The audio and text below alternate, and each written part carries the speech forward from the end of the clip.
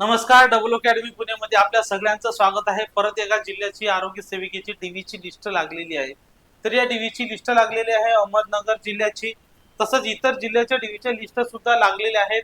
कोणकोणत्या जिल्ह्याच्या लागलेल्या आहेत त्या संपूर्ण लिस्ट आपण पाहणार आहे. तत्पूर्वी या ठिकाणी आपण ऑफर दिली होती अंगणवाडी सुपरवायझर भरती 2500 रुपयामध्ये. तसं डीएमईआर, आरआरबी आणि मनपा भरतीसाठी या ठिकाणी स्टाफ नर्स आणि एएनएम ची बॅच जी ऑफर आता उद्या संध्याकाळी संपणार आहे. त्यामुळे त्याच्यानंतर ही ऑफर कधीही असणार नाही. तर आपण त्या ऑफरचा पटापट काय घ्यायचा आहे, लाभ घ्यायचा आहे. अन्यथा ती ऑफर संपल्यानंतर तुम्हाला पूर्ण फी द्यावी लागेल 3000 रुपयामध्ये. रेल्वे स्टाफ नर्स या ठिकाणी तसंच वेगवेगळ्या पदासाठी 3000 रुपयामध्ये जीएनएम बॅच या ठिकाणी आपल्याला देत आहे. ती आपण जॉईन करायची आहे. सॅनिटरी इन्स्पेक्टरची सुद्धा 3000 रुपयामध्ये वर्षभर बॅच. या सर्व ऑफर उद्या संपणार आहेत. त्यामुळे उद्या सगळ्यांनी लाभ घ्यायचा आहे. तर आता आपण बघूया. तसंच या ठिकाणी येणाऱ्या काळामध्ये फॉरेन्सिक सायन्सचा जर तुम्ही फॉर्म भरला असेल तर त्याची कोणती टेस्ट सिरीज 200 रुपयामध्ये दिलेली आहे आणि मुंबई मनपा बॅच 111 रुपयामध्ये आपल्याला या ठिकाणी ऑफरमध्ये देण्यात येत आहे. तर आपण बघूया अहमदनगर जिल्ह्याचं या ठिकाणी डॉक्युमेंट व्हेरिफिकेशन जे आहे, आरोग्य सेवक महिला यांचं डॉक्युमेंट व्हेरिफिकेशन 11/9 आणि 12/9 आणि 13/9 या 3 दिवसामध्ये टोटल 551 लोकांचं डॉक्युमेंट व्हेरिफिकेशन आहे. त्यामुळे वेगळी अशी काही लिस्ट लागलेली नाही. सर्व लोकांचं डॉक्युमेंट व्हेरिफिकेशन आहे. वेगळी लिस्ट लावली नाही. त्यांनी सगळ्या त्या ठिकाणी घेतलेले आहेत डॉक्युमेंट व्हेरिफिकेशन साठी. मात्र हे सिलेक्शन लिस्ट आहे का नाही, तरी सगळ्यांनी आपापले फोटो मला पाठवून द्यायचे आहेत. तुमचे काही प्रश्न असतील तर ते प्रश्न पाठवायचे. कृपा करून यादी कुठे करू नका. सगळ्यांनी या ठिकाणी 11, 12, 13 या 3 दिवसामध्ये जाऊन डॉक्युमेंट व्हेरिफिकेशन करायचं आहे. तुम्हाला यांनी सक्त ताकीद दिलेली आहे की तुमचा एक फोटो घेऊन जायचा आहे. किती? 5x7 सेंटीमीटर 5x7 सेंटीमीटरचा फोटो न्यायचा आहे आणि त्याच्यावर तुमची सही करून ती त्याला जोडायची आहे. छायाचित्राची प्रत, साक्षांकन नमुन्यामध्ये खोटी माहिती दिल्यास किंवा कोणतीही वस्तुस्थिती माहिती दडवून ठेवल्यास त्याला अपराधी ठरवण्यात येईल आणि अपात्र ठरवण्यात येईल आणि भविष्यामध्ये कोणत्याही राज्य शासकीय सेवेसाठी कायम अपात्र असणार आहे. लक्षात ठेवा, आतापर्यंत कधीही वॉर्निंग दिली नाही, मात्र यांनी वॉर्निंग दिलेली आहे मराठीत, इंग्लिश. आणि हा नमुना पूर्ण भरून सादर केल्यानंतर या ठिकाणी हा जो फॉर्म आहे हा तुम्हाला भरायचा आहे. अहमदनगरच्या वेबसाईटवर सुद्धा भेटणार आहे किंवा डबल अकॅडमी पुण्याचं जे टेलिग्राम चॅनल आहे @डबल अकॅडमी या टेलिग्राम चॅनलवर सुद्धा तुम्हाला भेटणार आहे किंवा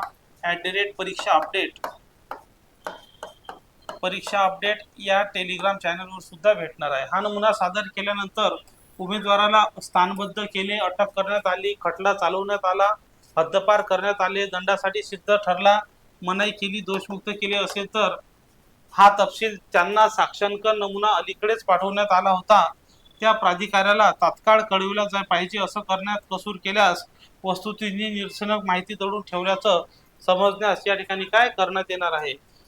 तर या ठिकाणी ह्या सगळ्या गोष्टी आहे. कोणत्याही व्यक्तीने सेवेमध्ये असताना साक्षांकन नमुना खोटी माहिती सादर केली, वास्तविक माहिती दडून ठेवल्याची असल्यास तिची सेवा कधीही समाप्त करण्यात येणार आहे.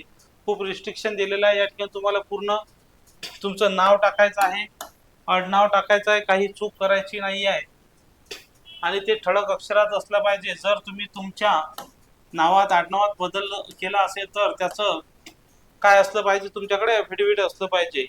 सगळं मराठीत इंग्लिशमध्ये दिलेलं आहे. नंतर तुमचा पत्ता द्यायचा आहे, घर क्रमांक वगैरे लक्षात ठेवा पूर्ण द्यायचा आहे. एखाद्या हुशार व्यक्तिवानी, आता मला तो शब्द वापरू नका, अर्धे लोक डबल अकॅडमीला नोट्स मागण्यासाठी लोक मेसेज करतात. शिक्षकांसारखे लोक अक्षर जे भावी शिक्षक असतात अक्षरशः नुसतं पत्ता पाठवतात. राहणार कोडवत, तालुका हे आणि जिल्हा बी देत नाहीत, पिनकोड लिहित नाहीत, काहीच लिहित नाहीत. असं करू नका. व्यवस्थित तुमचा ॲड्रेस लिहायचा आहे. चारित्र्य पडताळणीचा नमुना तुमचा या ठिकाणी आहे, ज्यात घरचा पत्ता लिहायचा आहे, आडनाव नेम लिहायचं आहे सगळं. मूळचं पाकिस्तान बांगलादेशी जर असेल तर हो म्हणायचं, नसेल तर नाही म्हणायचं आहे. आधार कार्ड क्रमांक टाकायचा आहे, असेल तर पॅन क्रमांक असेल तर राष्ट्रीयत्व भारतीय, डोमिसाईल तुमच्याकडे नॅशनॅलिटी पाहिजे. तुमचं जन्मदिनांक लिहायचे, सध्याचं वय, मॅट्रिकमध्ये असतानाचं वय लिहायचं आहे, जन्मस्थान, जन्म ठिकाण कोणत्या राज्यात आहे ते लिहायचं, जिल्हा लिहायचं, राज्य लिहायचं, वडिलांचा मूळ जिल्हा, राज्य, तुमचा धर्म लिहायचा आहे, अनुसूचित आहे, SC ST उमेदवार काय असल्यास हो नाही लिहायचा आहे. नंतर या ठिकाणी महत्वाचं आहे 5 वर्षात एकाच वेळी एकाच काळामध्ये बघा, मागील 5 वर्षात एका वेळी एका वर्षाहून अधिक काळापर्यंत ज्या ठिकाणी तुम्ही राहिला असाल त्या ठिकाणचा तपशील द्यायचा आहे. मग भारतात राहा का दुसऱ्या देशात राहा, कुठेही असू द्या, ते सर्व लिहायचं आहे.